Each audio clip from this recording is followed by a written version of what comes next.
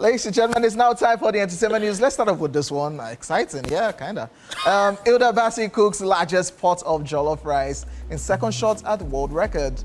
The energy was electric, the crowd unstoppable, the aroma unmistakable as eyes were on Hilda Baci as the celebrated Nigerian chef pulled off yet another historic culinary feat at Eco Hotel and Suite, Lagos.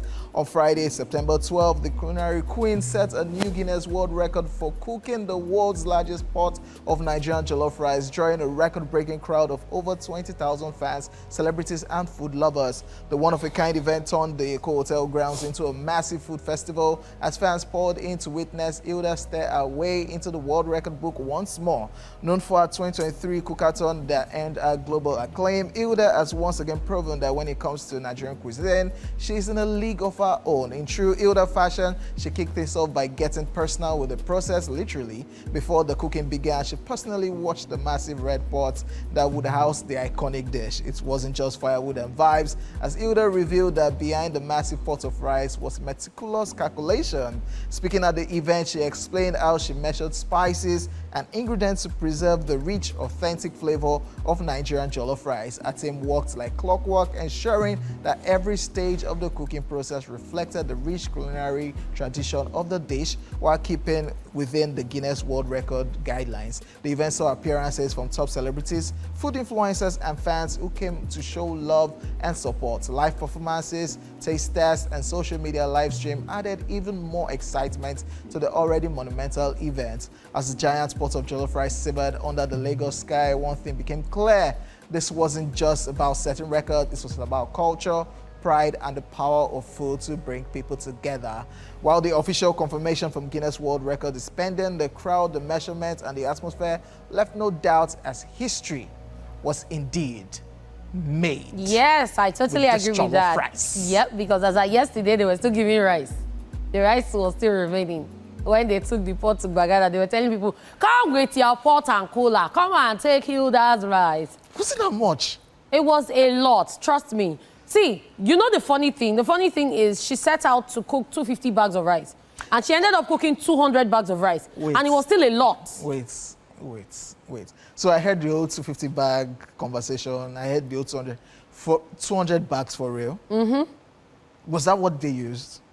Well, according to the calculations, they said she ended up cooking 200 bags. And I think she did a video talking about the fact that, yes, she wasn't able to do 250, but she did 200. Wow. So they kept mixing. I was there. They kept mixing, adding, mixing. See, kudos to Hilda, but we should also give kudos to the chefs that assisted her. Oh, a whole lot of people were like, oh, we thought it was only Hilda that would cook. Even you in your house, say somebody doesn't used to cut on your snare you when you're cooking. Like, talk less of these big pots, like only one person. Come on now. Hojay, you're going fast. Some people cannot make semo or amala for 2 people.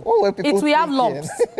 So someone should now come and cook 200 bags of rice alone. What's that? When it's not like she's she's Solomon that... Yeah, it doesn't take out the record process. Like, it's her thing. She's the main chef. Yeah. And what others are just doing is assisting and helping out. Yes, because she was the one putting spices, everything. Yeah, and everything. I saw conversations how our Ghanaian brothers and sisters, they came up and, as usual, bragging right that they did it first. Yeah, they came with proof. They won in 2019, yeah. They have pictures. Yeah, but our own is Nigerian jollof, not Ghanaian jollof. Yeah, but what I would have really loved about this one was, I wish it was daylight. Like, you would have seen the beauty of the jollof rice itself, but it was already late. Yeah. What you saw was the jollof rice on that illuminated by lights. But I would have loved to see it daytime. Sparked different conversations, people saying Nigerian youth are jobless. Look at how everybody packed themselves there. Please go away. People were legit waiting, like they sat on the ground waiting. Don't you people know when people try to celebrate people and support people? I don't get it. Yeah, that conversation was just everywhere on social media, which didn't make sense.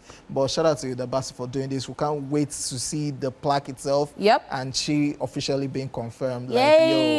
Like, yo, we've done it again, which is amazing. I'm super excited. Stuff. I'm looking forward to that one. I'm keeping my fingers crossed. And when the news breaks, of course, we're going to break it here. Okay, now I'm running a quick survey. Did you eat the jollof rice? No, I didn't. I've not seen anybody that ate the jollof rice in this studio. Okay, did you eat the jollof rice? I'm asking the floor manager. Mr. Lekon, did you eat the jollof rice? Even the cameraman, nobody. Wait, Who ate this jollof rice? So People, please, I want to know. ate. So I saw a guy with bags. Like he said, he took like 2 dozens. So now those people finish the food because if this jollof rice was that much, at least I should know 1 or 2 people that ate this jollof rice. I've not seen anybody that. Some people went with cooler, with nylon bags, with different things. I don't go finish that food. You people, you hear from the king. It's all right. Okay, enough about Hilda. Yeah, congratulations to Hilda. Let's move away from Hilda and talk about something else. Shay right now has opened up on how Sultan's death led to a break from music. Nigerian singer and songwriter Shay has revealed how the death of her mentor, the late Sultan, deeply affected her music career and contributed to her decision to step away from the spotlight. In a recent interview with TVC on our show Your View, the singer emotionally recounted the events that led to a hiatus from the music scene. She disclosed that the passing of Sultan in 2021 left her devastated and drained of the passion to continue making music, and I quote, "During the filming of Nigerian Idol, I lost my mentor, my best friend, and someone who was like a father to me. Sultan was the person who brought me into the Nigerian music industry," she shared, end of quote. Shay revealed that when she first moved to Nigeria, she lived with Sultan and his wife in Festac for a year, and I quote, "He co-signed me, introduced me to the right people, and made sure I was looked after in the industry," end of quote, she said. Recalling the painful moment, she added, and I quote, "His death hit me hard. I was supposed to visit him in New York during a filming break, and he had even asked me to bring something specific for him. Not getting to see him before he passed just tore me apart. I felt like I had lost the will to keep making music," end of quote. To add to the emotional weight, Shay also discovered she was pregnant during that period, which reinforced her decision to take a break from the toxic nature of the music industry. And I quote, "I didn't want to raise my child in such an environment or under constant public scrutiny. So I made the decision to step back and focus on my peace, my mental health, and motherhood," end of quote, she explained. Though the journey hasn't been easy, Shay's honesty sheds light on the often unseen emotional battles artists face behind the scenes. Oh, Sultan, of course. Yeah, news still breaks people's hearts. Yes, like, it does. Very, very friendly person, very resourceful person. I'm talking about Sultan himself. We definitely miss him, and I can tell why Shay had to just take a break. Like, some people did not know about this, that it was instrumental in coming back to Nigeria and being involved in the Nigerian music industry, and of course putting her through everything. But it's a crazy situation, man. Yeah, Sultan was a great guy. May his soul continue to rest in peace. His death was a heavy blow to a lot of people, especially in the music industry in Nigeria. And of course, she also went on to give birth, and she's back in Nigeria. Yeah, she's back. I think there was like a listening, or there was a listening. But Shay, welcome back. Welcome back. Give us more music. That's what. And then during the interview, she also went on to talk about the effects of after birth, post-birth effects, and all of that. The thing is, a lot of women react to birth in different ways. Some just move on. Different people have different symptoms. Different things come up. So if you know a woman out there who has given birth to at least one child, kudos to her, and always give her her flowers because it's a lot. Definitely. It's a lot. Definitely. On to the next entertainment news. Clarion Chukura blasts those spreading rumors about her.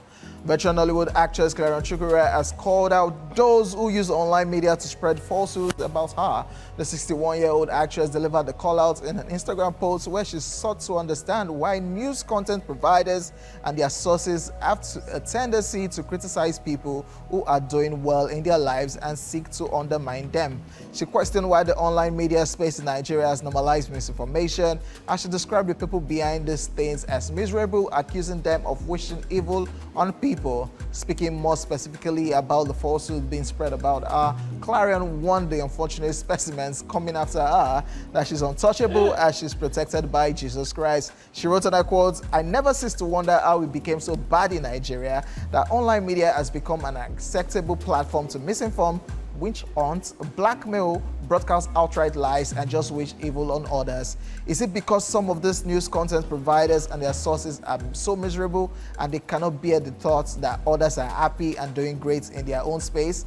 SMH, to the unfortunate specimens out there peddling falsehood about me, I have come this far not by my own power, because I have no power of my own, but by the word of the Lord, Isaiah 54:15-17. In Jesus Christ I am secured and remain strong. Genesis 12:3. Numbers 23:23. Numbers 24:9. No man can curse who God has blessed. Have a wonderful weekend. Jesus Christ is Lord. End quote.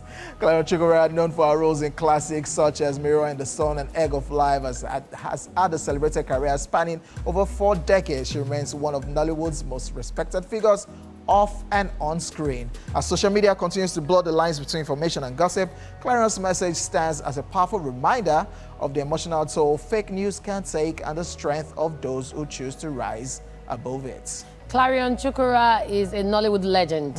And you can't talk Nollywood without talking about her.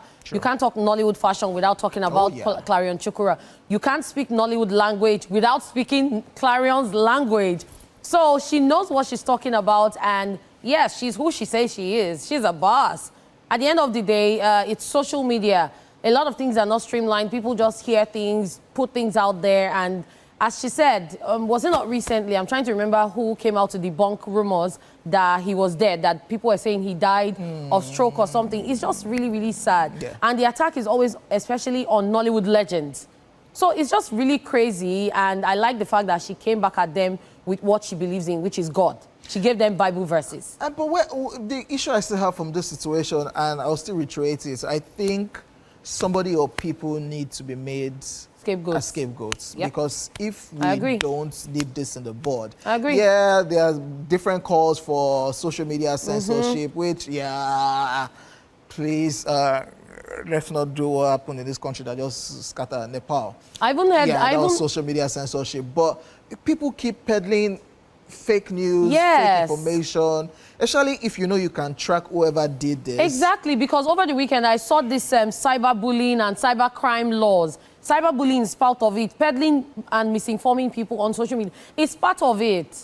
I just think examples should be made. Yes. Till tomorrow, I don't know how that AY own went. I have no idea, no updates. Yeah, where somebody, there's different stories that probably if people see the outcome of how it went, this person blackmailed you or peddled false information, oh, this is how this person went, whether the person got locked up or... So if people see that there's a trajectory, that when you do this, this is what you get, I think it will reduce it in a way. It will reduce it, especially when you know you can be tracked and they can find you. True. Yeah. And then please, if you are somebody who is somebody in the industry and they come to meet you to go and beg for them, please don't beg for them. And if you beg for them, let them still serve at least 1 month. Let them know how it is. Because if they don't go through all that hardship, they won't understand. They will still do it again and again and again. So please make a scapegoat of someone. True that. All right, that's all we can take on the entertainment news today, guys. We'll be back with Social View after this time out. Don't go anywhere.